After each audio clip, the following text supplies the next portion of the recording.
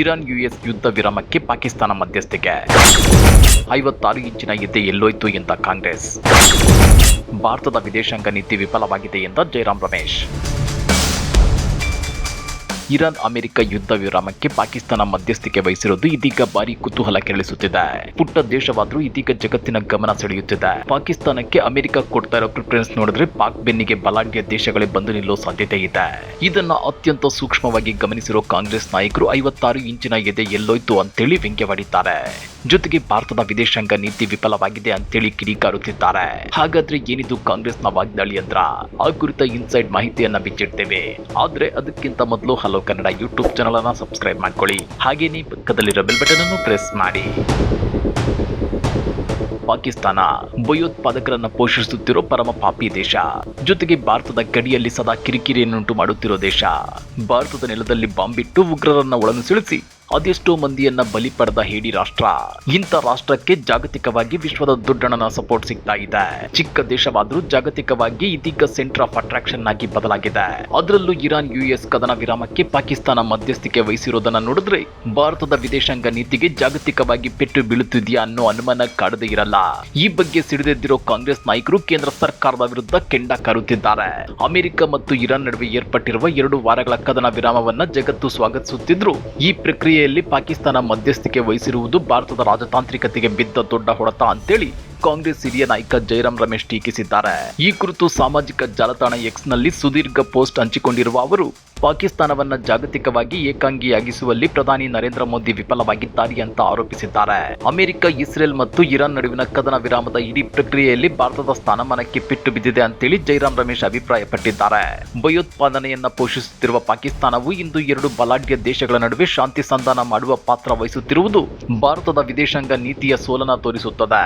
ಈ ಹಿಂದೆ ಮುಂಬೈ ದಾಳಿಯ ನಂತರ ಡಾಕ್ಟರ್ ಮನಮೋಹನ್ ಸಿಂಗ್ ಅವರು ಪಾಕಿಸ್ತಾನವನ್ನ ಅಂತಾರಾಷ್ಟ್ರೀಯ ಮಟ್ಟದಲ್ಲಿ ಹೇಗೆ ಒಂಟಿಯಾಗಿಸಿದ್ರು ಅಂತಹ ರಾಜತಾಂತ್ರಿಕ ಚಾತುರ್ಯವನ್ನ ತೋರಲು ಮೋದಿ ಅವರಿಂದ ಸಾಧ್ಯವಾಗಿಲ್ಲ ಅಂತೇಳಿ ನೇರವಾಗಿ ವಾಗ್ದಾಳಿ ನಡೆಸಿದ್ದಾರೆ.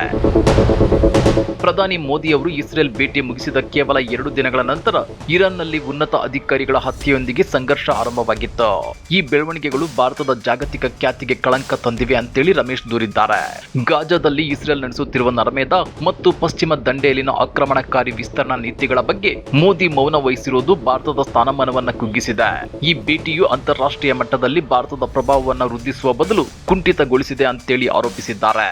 ಕೇಂದ್ರ ವಿದೇಶಾಂಗ ಸಚಿವರು ಈ ಹಿಂದೆ ಪಾಕಿಸ್ತಾನವನ್ನ ತಳ್ಳಿ ಹಾಕಿದ್ರು. ಆದ್ರೀಗ ಪರಿಸ್ಥಿತಿ ಬದಲಾಗಿದೆ ಅಂತೇಳಿ ಜೈರಾಮ್ ರಮೇಶ್ ಹೇಳಿದ್ದಾರೆ. ಸ್ವಯಂ ಘೋಷಿತ ವಿಶ್ವಗುರು ಮತ್ತು 56 ಇಂಚಿನ ಎದೆಯ ಬಗ್ಗೆ ಮಾತನಾಡುವವರು ಶ್ವೇತ ಭವನದಲ್ಲಿ ತಮ್ಮ ಸ್ನೇಹಿತರು ಬಳಸುತ್ತಿರುವ ಅವಮಾನಕರ ಭಾಷೆಯ ಬಗ್ಗೆ ಮೌನ ವಹಿಸಿರುವುದು ಅವರ ಹೇಡಿತನವನ್ನ ಪ್ರದರ್ಶಿಸುತ್ತದೆ. ಇಸ್ರೇಲ್ನ ಯುದ್ಧೋನ್ಮಾದದ ಬಗ್ಗೆ ಪ್ರಧಾನಿಯವರು ಯಾವುದೇ ಕಠಿಣ ನಿಲುವು ತೆಗೆದುಕೊಳ್ಳದಿರುವುದು ಅವರ ದುರ್ಬಲ ರಾಜತಾಂತ್ರಿಕತೆಯನ್ನ ಎತ್ತಿ ತೋರಿಸುತ್ತದೆ ಅಂತೇಳಿ ಕಾಂಗ್ರೆಸ್ ನಾಯಕರು ಅಸಮಾಧಾನ ವ್ಯಕ್ತಪಡಿಸಿದ್ದಾರೆ. ಸ್ವಯಂ ಘೋಷಿತ ವಿಶ್ವಗುರುವಿನ ಆಲಿಂಗನದ ರಾಜತಾಂತ್ರಿಕತೆಯ ಸಾರ ಮತ್ತು ಶೈಲಿಯ ಬಗ್ಗೆ ಗಂಭೀರ ಪ್ರಶ್ನೆಗಳು ಏಳುತ್ತಿವೆ. ಪಹಲ್ಗಾಮ್ ಭಯೋತ್ಪಾದಕ ದಾಳಿಯಲ್ಲಿ ಪಾಕಿಸ್ತಾನದ ಪಾತ್ರವಿದ್ದು ಅದನ್ನ ಏಕಾಂಗಿಯಾಗಿಸಲು ಭಾರತವು ನಡೆಸಿದ ರಾಜತಾಂತ್ರಿಕ ಹೋರಾಟದ ನಡುವೆಯೂ ಪಾಕಿಸ್ತಾನವು ತನಗಾಗಿ ಒಂದು ಹೊಸ ಪಾತ್ರವನ್ನ ಕಂಡುಕೊಳ್ಳುವಲ್ಲಿ ಹೇಗೆ ಯಶಸ್ವಿಯಾಗಿದೆ ಅಂತೇಳಿ ಜೈರಾಮ್ ರಮೇಶ್ ಪ್ರಶ್ನಿಸಿದ್ದಾರೆ.